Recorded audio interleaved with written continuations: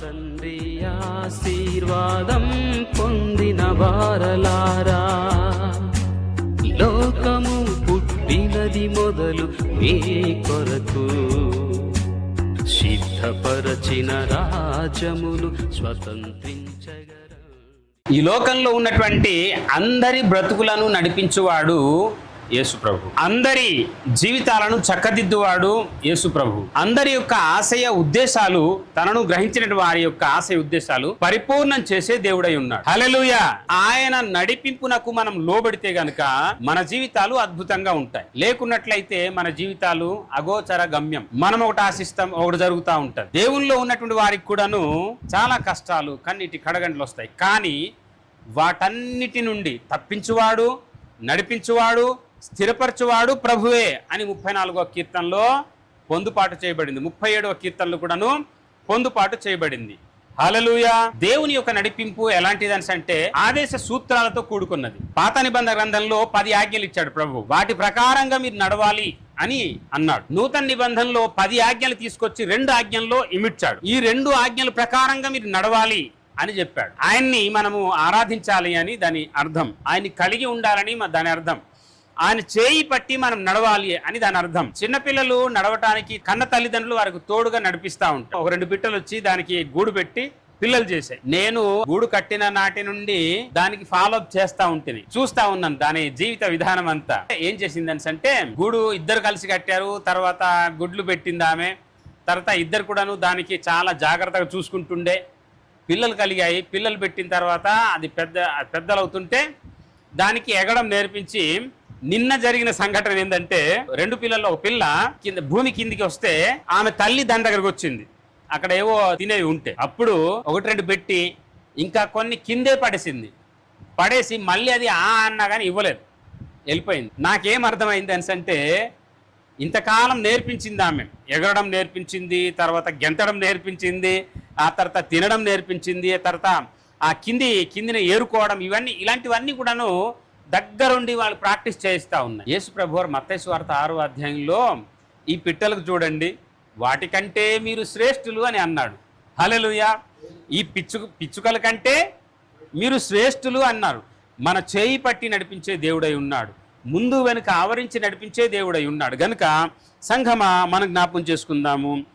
దేవుని నడిపింపునకు మనం లోబడినట్లయితే ఈ పక్షుల కంటే, ఈ ప్రాణుల కంటే అమితమైనటువంటి ప్రేమను చూపించేవాడు మన ప్రభు.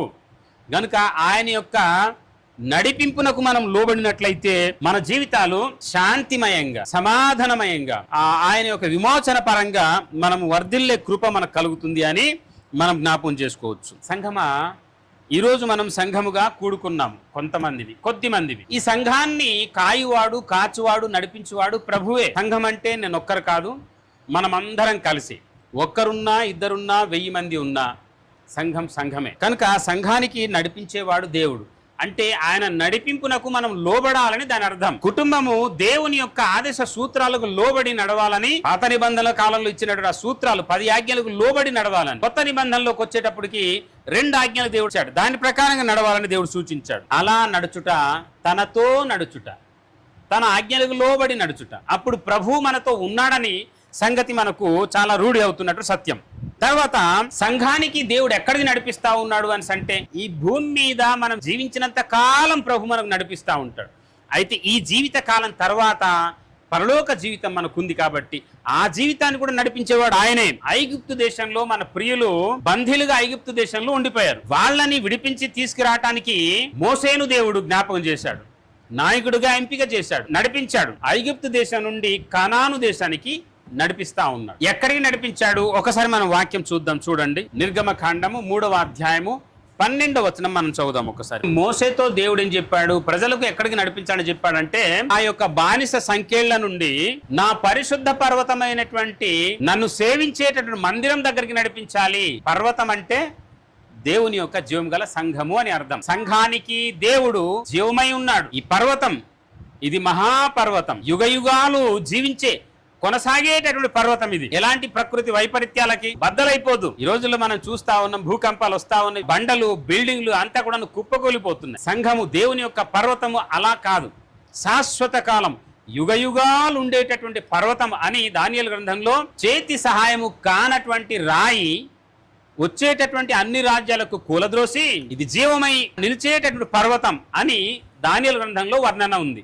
హల్లెలూయా. మోసేకు దేవుడు చెప్పాడు, ఓ నా కుమారుడా, నా ప్రజలను నువ్వు నడిపించు. ఎక్కడికి నడిపిస్తావని అంటే ఎటుపోతే అటు కాదు, క్రమంలో నువ్వు నడిపించాలి. ఎక్కడికి నడిపించాలి? జీవము గల దేవుని యొక్క సన్నిధికి, జీవము గల దేవుని యొక్క పరిశుద్ధ సహవాసానికి, ఆ సంఘానికి నువ్వు నడిపించాలి. అక్కడ వారు వచ్చి అందరు కూడా నన్ను సేవిస్తారు, నన్ను ఆరాధన చేస్తారు, నా స్వభావాన్ని వాళ్ళు కలిగి జీవిస్తారు, నిరంతరం జీవించేటటువంటి జ్యేష్ఠుల సంఘంగా నేను దాన్ని మారుస్తాను. దేవుడు నడిపిస్తున్నప్పుడు ఆయన వెంట మనం నడుస్తా ఉన్నట్లయితే ఏం జరిగిపోద్ది అని అంటే ఆయన స్వభావం అంతా మన లోపలికి వచ్చేస్తుంది. ఆయన యొక్క సిద్ధాంతాలన్నీ కూడాను, ఆయన యొక్క ఆదేశ సూత్రాలన్నీ కూడాను మనం కలిగి జీవించగలుగుతాము. ఆయన స్వభావము, ఆయన రూపురేఖలు సంతరింప చేసుకుంటాం మనం. హల్లెలూయా. ఎంత గొప్ప భాగ్యం అండి ఈ విషయము. ఎవరైనా గనుక ఆయన వెంబడిస్తే ఆయన యొక్క స్వభావము, ఆయన యొక్క జీవము, ఆయన యొక్క స్వరూపమంతా మన లోపలికి వస్తుంది. కనుక మనము ఆయన్ని వెంబడించాల్సినటువంటి అవసరతాకరత ఎంతైనా ఉంది. 139వ కీర్తనలో 5వ వచనంలో ఆయన ముందు వెనుక ఆవరించి ఉండి మనకు నడిపించే దేవుడై ఉన్నాడు. ఇలాగే ఇశ్రాయేలు ప్రజలకు ముందు వెనుక ఆయన ఆవరించి తన యొక్క సేవకునికిచ్చి ఆయన నడిపిస్తే మన వాళ్ళు ఏం చేశారు అంటే సరిగ్గా నడవలేదు. తల్లిదండ్రులు ఒక గొప్ప ఆశయ ఉద్దేశంతో పిల్లలకు పెంచుతూ ఉంటారు. జ్ఞానోదయాన్ని, విద్యాభ్యాసాన్ని, దైవభక్తిని ఇవన్నీ కూడా వాళ్ళకు సమకూర్చి అనుగ్రహిస్తూ ఉంటారు. ఇంత చేసినా కానీ పిల్లలు కనుక తల్లిదండ్రుల యొక్క మాట వినకపోతే ఎంత దుర్భరం, తల్లిదండ్రులకు లోబడకపోతే ఎంత దౌర్భాగ్యం, తల్లిదండ్రులకు వాళ్ళు వ్యతిరేకిస్తే గనుక వాళ్ళ పరిస్థితి ఎట్లా? మంచి జీవితాల్లో వాళ్ళు సంతరింప చేసుకోలేరు. ఎందుకంటే తల్లిదండ్రులు మంచోళ్లే, చెడిపోవాలని ఏ తల్లిదండ్రులు వాళ్ళకు బోధ చేయరు.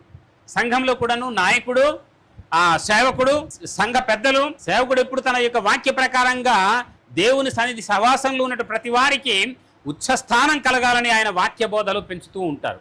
హల్లెలూయా. కనుక సంఘమా, తల్లిదండ్రుల యొక్క మాట వినకపోతే చాలా కష్టాలు వచ్చి పడతాయి, చాలా కష్టాలు వచ్చి పడతాయి. మనం ఒక వచనాన్ని చూద్దాం. సామెతల గ్రంథము 22:6. బాలుడు నడవవలసిన త్రోవను అతనికి నేర్పుము, వాడు పెద్దవాడైనప్పుడు వాటి నుండి తొలగిపోడు. హల్లెలూయా.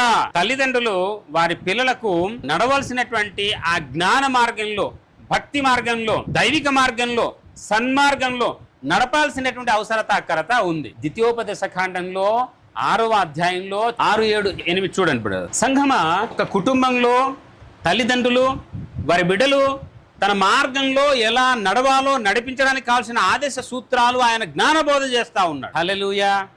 పిల్లలు వింటున్నారా సంఘమా? కనుక మనము కుటుంబంగా కూర్చొని దైవ ఆదేశ సూత్రాలు పిల్లలకు నేర్పించాలి. ఆ జ్ఞానబోధ జరగాలి, కుటుంబ ప్రార్థనలు నడవాలి, ఉదయకాల ప్రార్థనలో హాజరవ్వాలి, సంఘ అన్ని కార్యక్రమాల్లో హాజరవ్వాలి. అది దైవికమైన సూత్రాలు.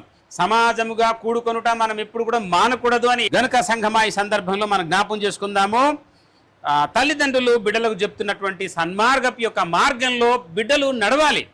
నడిస్తే ఉచ్చస్థానంలోకి వారు చేర్చబడతారు. ఉద్దేశం ఏంది? మోసకు దేవుడు చెప్పాడు, నువ్వు పో, నా ప్రజలను విడిపించి తీసుకురా. ఎక్కడికి నడిపించాలి? జీవము గల దేవుని యొక్క సన్నిధిలోకి నడిపించాలి. వారొచ్చి నన్ను ఆరాధన చేస్తారు అని దేవుడు మోసేకు సెలవిచ్చాడు. హల్లెలూయా.